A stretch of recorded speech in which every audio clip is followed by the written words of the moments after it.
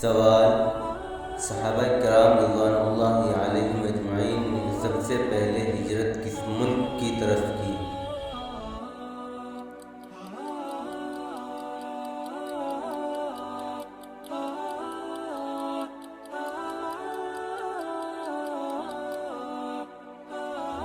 جواب: ملک حبشہ کی طرف۔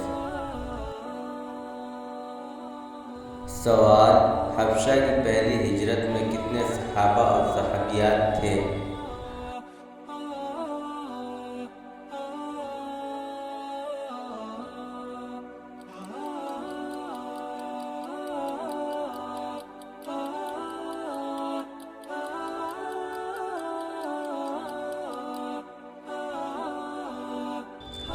جواب: 11 صحابہ اور 4 صحابیات۔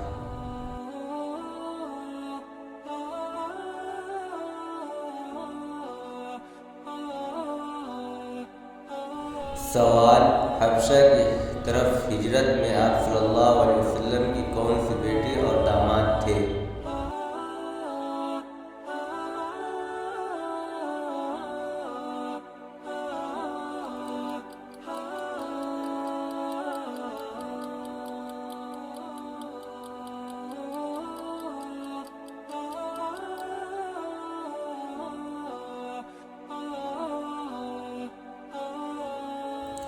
جواب: حضرت عثمان غنی رضی